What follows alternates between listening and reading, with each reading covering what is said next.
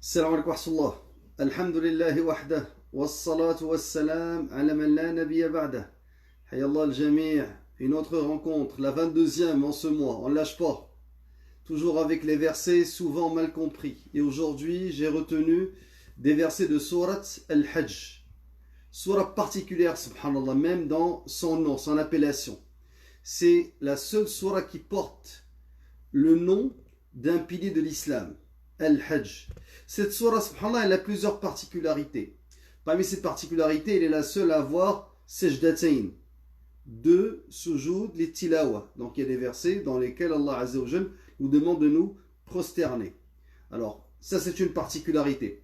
Autre particularité, c'est que Ahl-Ilm parle de surah mukhtalata, une sourate mixte. C'est-à-dire qu'il y a des caractéristiques du Coran mécois, des caractéristiques du Coran médinois. Alors c'est comme si elle était descendue à la fois au temps de la Mecque et au temps de Médine. Et on avait précisé au début de cette série que quand on dit Coran mécois ou Coran médinois, on ne fait pas référence à la géographie, au lieu, mais plutôt à l'histoire, au temps. Donc ce qui a été révélé au temps de la Mecque est un Coran mécois. Et ce qui a été révélé au temps de Médine est un Coran médinois. Alors, subhanallah, cette surah, elle a cette particularité qu'elle mélange ces deux genres. Autre particularité, c'est la première sourate qui a été révélée lors d'un voyage. Donc, elle a été révélée alors qu'ils étaient au voyage. Et Anas ibn Malik radiyallahu anhu a dit Nazala awwal surah fi safar. Donc le début de la surah a été révélé pendant le voyage. Fanada Rasulullah biha fashtama'a ilayhi an-nas. Donc le prophète alayhi salam a révélé subhanallah, cette surah à ses compagnons lors d'un voyage. Ça aussi c'est une autre particularité. Wa qala hibatullah ibn Salama. Autre particularité de cette surah, surah ajiba subhanallah. Elle a plusieurs particularités. Hiba ibn Salama il a dit c'est parmi les sourates les plus étranges. Donc dans cette sourate, il y a des parties du Coran mécois et des parties du Coran médinois.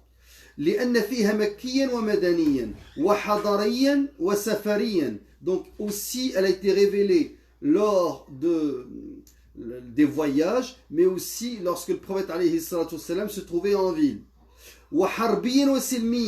Donc elle a été révélée pendant le temps de guerre, pendant le djihad, et pendant le temps de paix. Elle a été révélée le jour et la nuit. Et elle comprend des versets qui sont, subhanallah, révélés, alors des versets qui ont été révélés puis qui ont été abrogés. Donc vraiment, elle comprend le tout. Maintenant, ce que j'ai retenu de cette surah, rapidement, cette surah aussi, elle débute par Ya ayyuhan nas. Alors, Ya ayyuhan nas, c'est d'une certaine manière identique à ce qu'on retrouve dans, par exemple, Surat An-Nisa. Donc, Ya ayyuhan nas veut dire que le message s'adresse aux gens. Qui ne s'adresse pas aux croyants, c'est pas Ya ayyuhalladhina amanu. Cependant, faites attention parce qu'Abdullah ibn Abbas il a dit Ya ayyuhan nas yuradu biha al-mushrikun. Donc, dans certains contextes, quand on dit oh les gens, ça veut dire oh les associateurs et non pas oh les gens, l'ensemble de l'humanité.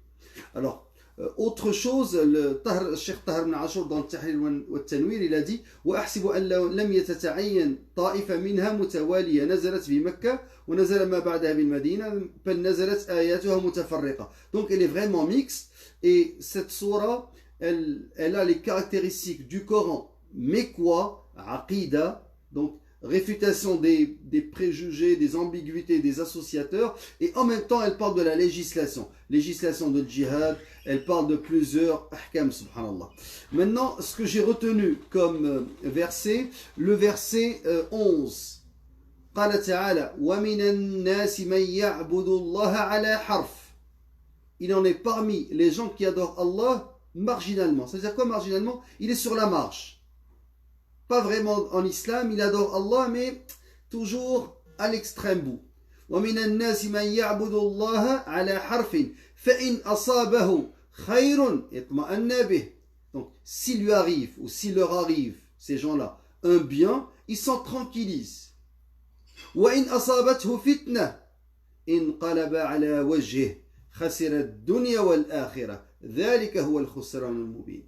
Alors, si leur arrive, il y a des gens il en est parmi les gens qui adorent Allah, mais sur la marche, subhanallah. Ils ne sont pas vraiment avec les croyants. Ils ne sont pas avec les mécréants. C'est comme les hypocrites. La ilaha oula ou la ilaha oula. Rasul alayhi salam les avait comparés à un troupeau, subhanallah, de moutons qui ne rejoignent pas, qui sont entre deux groupes, deux grands groupes de moutons. Ils ne sont ni avec ceux-là, ni avec ceux-là. Subhanallah. Alors, Allah a dit, il en est parmi les gens qui adorent Allah marginalement, sur le bord de la marche. S'il leur arrive un bien, ils s'en tranquillisent. S'il leur arrive une épreuve, ils détournent leur visage, perdant ainsi le bien de l'ici-bas et de l'au-delà. Telle est la perte évidente. Alors, subhanallah, qu'est-ce que ce verset veut dire? Abdullah ibn Abbas radiyallahu anhuma, il a dit وَمِنَ النَّاسِ مَنْ يَعْبُدُ اللَّهَ عَلَى حَرْفٍ. Il en est parmi les gens qui adorent Allah sur la marche. Il a dit كَانَ الرَّجُلُ, il y avait l'homme كَانَ الرَّجُلُ يَقْدِمُ الْمَدِينَةِ. Donc il y avait l'homme qui venait à la Médine. Il parle en fait des Bédouins. Il y avait parmi les Bédouins qui venaient à Médine voir le prophète alayhi salam. Abdullah ibn Abbas il a dit فَإِنْ وَلَدَتِ امْرَأَتُهُ غُلَامًا وَنُتِجَتْ خَيْلُهُ. Nutijat khayluhu, c'est-à-dire anjabat, elle a donné elle a mis bas, c'est sa jument met bas. قال هذا دين صالح, ça c'est une bonne religion. وإن لم تلد امرأته ولم تنتج خيله, donc il a dit هذا دين سوء. Le hadith a été rapporté par subhanallah dans Sahih al-Bukhari. Alors, qu'est-ce que veut dire ce hadith? Ça veut dire qu'il y a des gens, quand ils venaient à Médine, ils se convertissaient à l'islam, revenaient chez eux, s'il pleuvait, qu'il faisait, que la moisson était bonne, ils disaient ça c'est une bonne religion. Si leur bête mettait bas, ils disaient ça c'est une bonne religion. Si leur femme accouchait d'un garçon, ils disaient ça c'est une bonne religion. Et si c'est le contraire, ils disaient ah c'est une religion de mauvais augure. Subhanallah. Et ils quittaient l'islam. Alors Allah Azza wa Jalla a fait descendre sur eux ce verset-là pour décrire cet état de la foi. Des gens qui ne sont pas vraiment rentrés en islam. Ils sont venus en islam pour améliorer leur situation. Alors, si leur situation empire, ils disent on revient à al-jahiliya.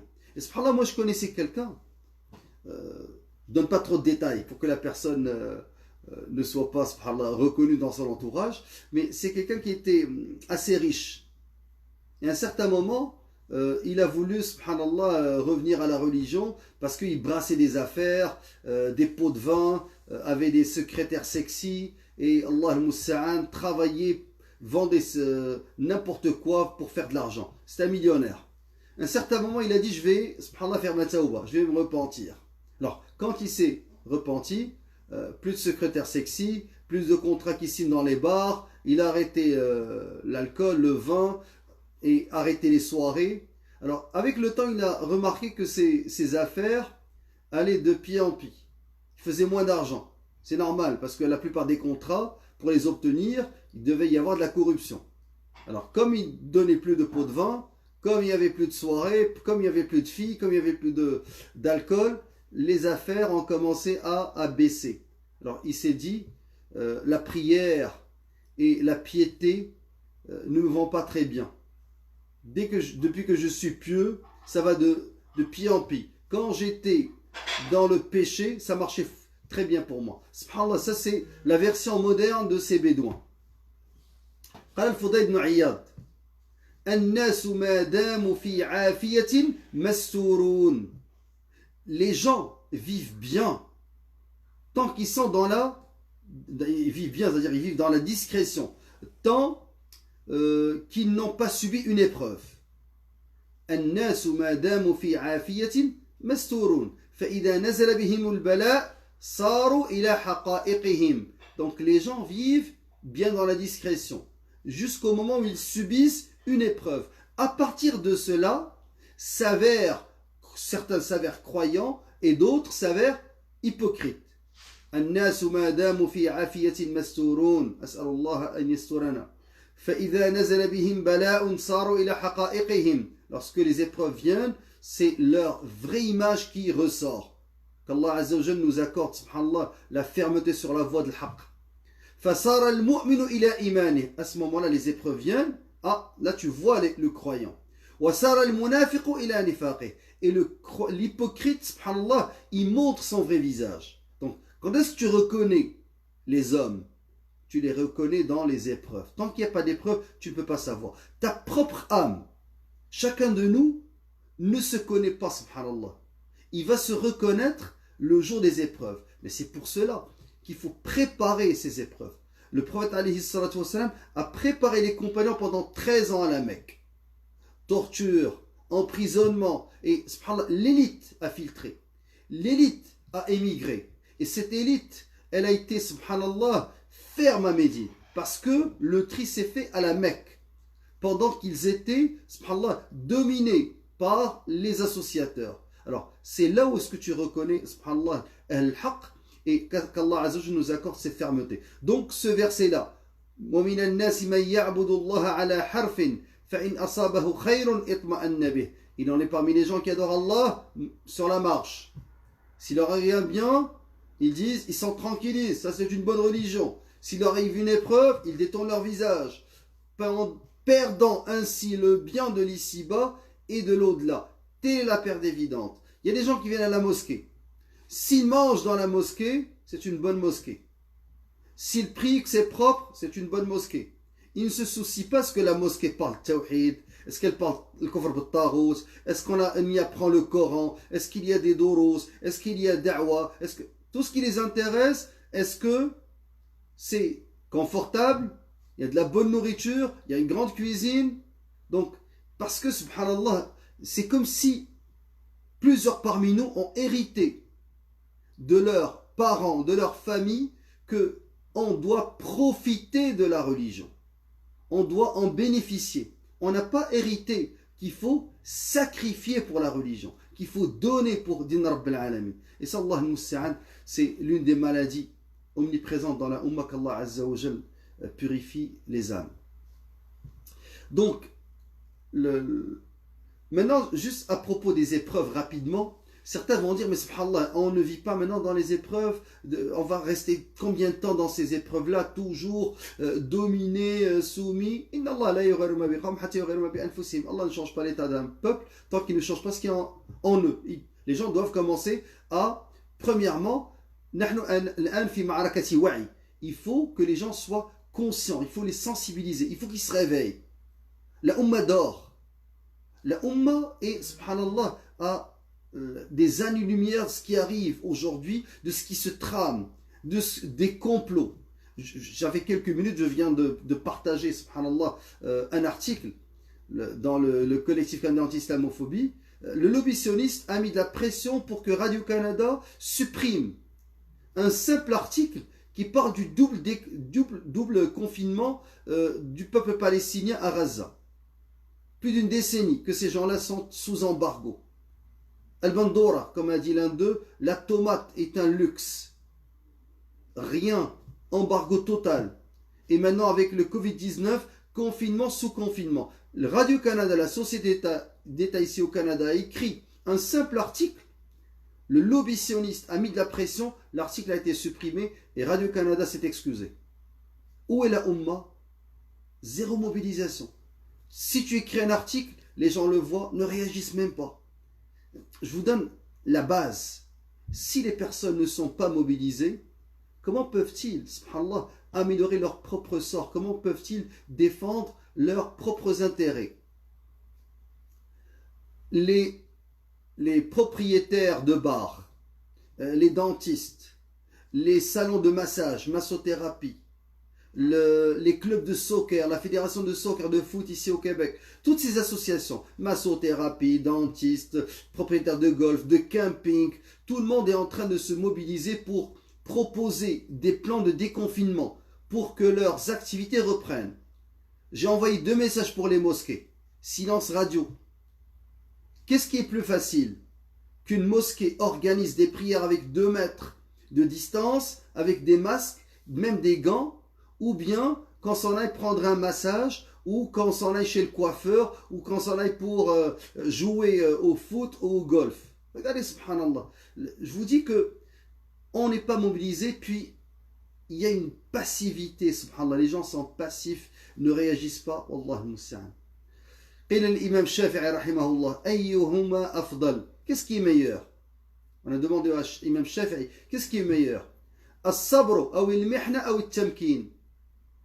La patience, l'endurance, ou المحنة, l'épreuve, ou التمكين, le fait d'avoir la victoire, la domination. فقال التمكين درجة الأنبياء. Ceux qui ont subhanallah la domination, ce sont les messagers. Ici il a dit les prophètes, l'anbiya. ولا يكون التمكين إلا بعد المحنة. Il a dit, et cette domination ne s'obtient qu'au bout d'une épreuve. فإذا امتحن صبر وإذا صبر مكن. Donc la personne, quand elle est soumise à une épreuve et que cette épreuve est patiemment supportée, qu'elle endure, c'est là où est-ce qu'elle peut avoir le dessus. Et regarde ce qu'a dit Ibn al-Qayyim, subhanallah, il a dit, si le transcendant, Allah Azza wa Jal, n'appliquait pas à ses fidèles des remèdes sous la forme de dures épreuves, il deviendrait trop tyrannique. Donc Allah, pour nous purifier, pour nous ramener à notre subhanallah, niveau de serviteur, il nous applique Allah Azza wa Jal, des épreuves dures. Quand Allah, transcendant, veut du bien à son serviteur, il l'abreuve d'épreuves appropriées à son état pour absorber ses affections ruineuses.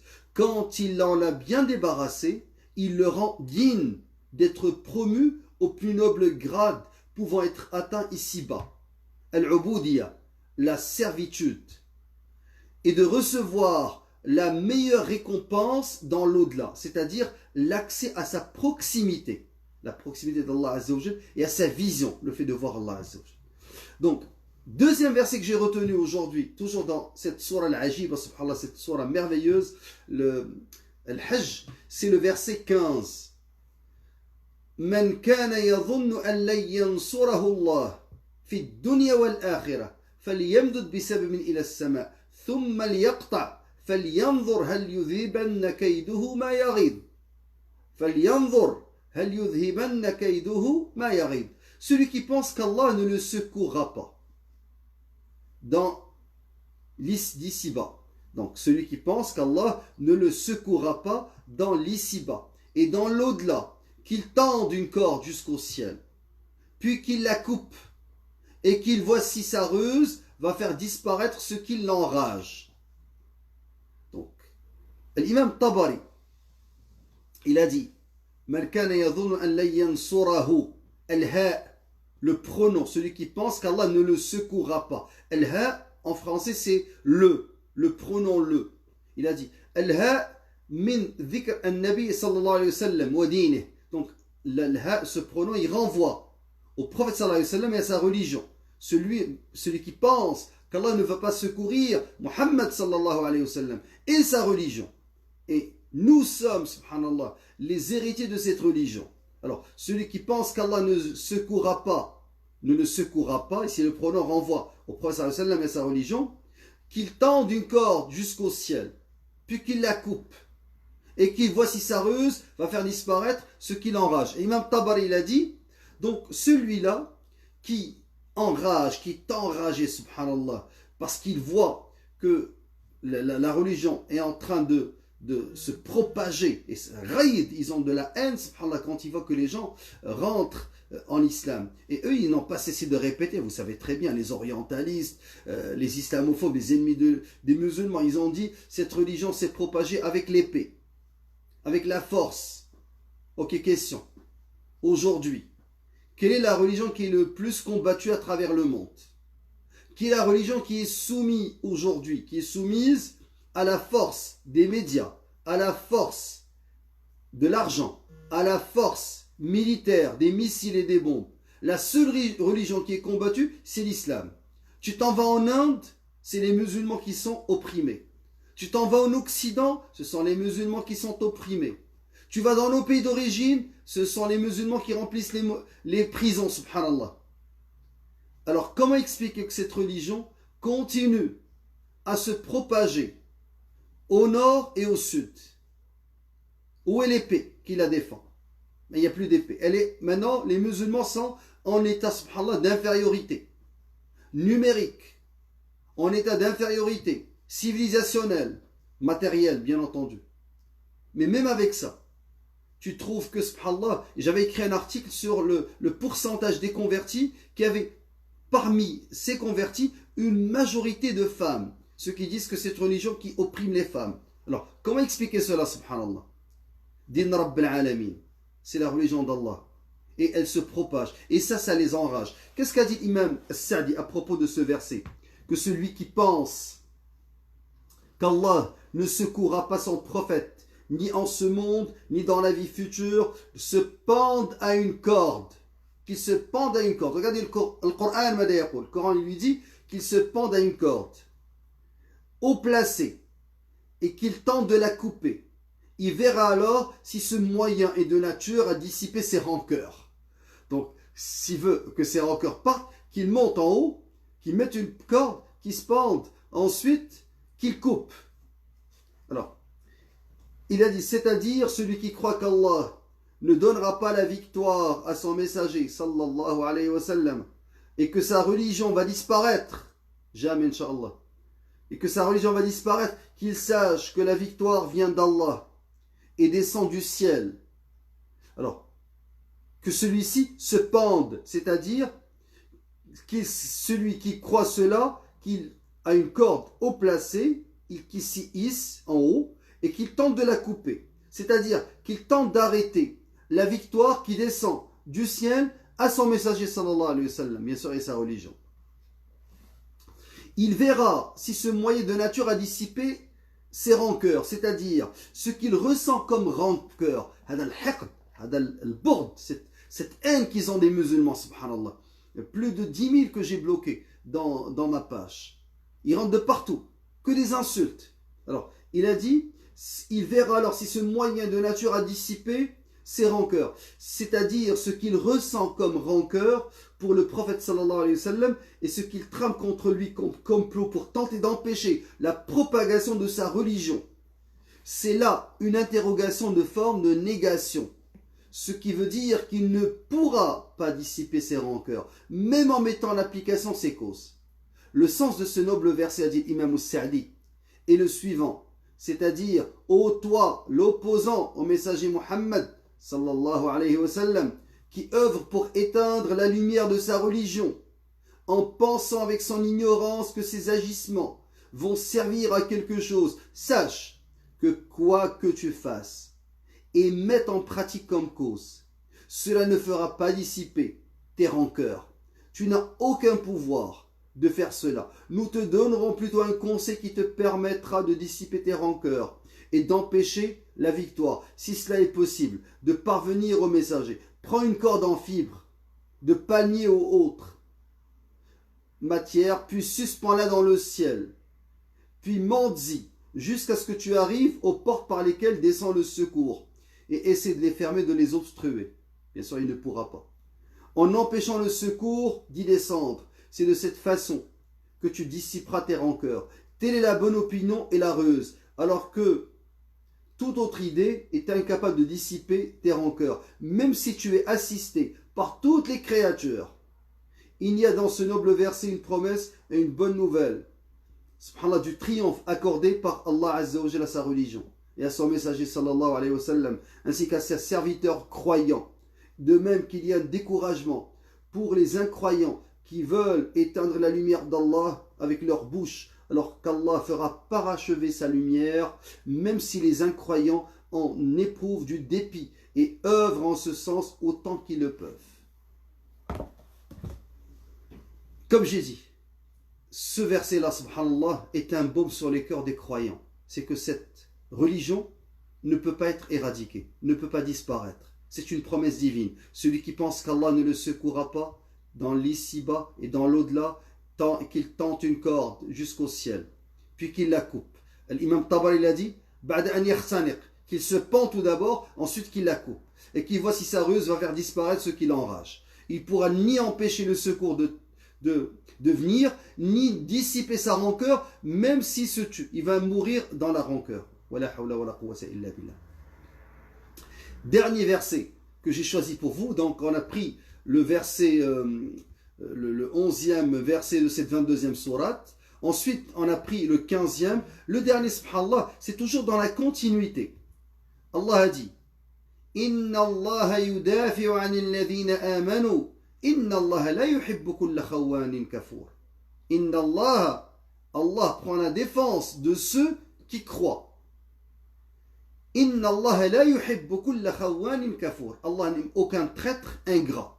Alors, Ibn Kathir a dit, Allah Azza wa Jal, il a parlé, subhanallah, après qu'il ait parlé dans cette soirée, bien entendu, des hypocrites, ceux qui ne sont ni avec ceux-là, ni avec les autres. Il a parlé des mécréants. Ça, c'est moi qui parle, c'est pas l'imam Ibn Kathir, je m'en vais pour l'imam Ibn Kathir. Il a parlé des hypocrites, des bédouins qui se sont convertis, mais qui n'ont pas vraiment, subhanallah, embrassé la foi, et qui ya'budun Allah ala harf, d'une manière marginale. Il a parlé de ces mécréants qui ont une haine dans leur cœur et qui n'arrivent pas, subhanallah, à la faire disparaître. Maintenant, il parle de ceux qui subissent, subhanallah, cette haine.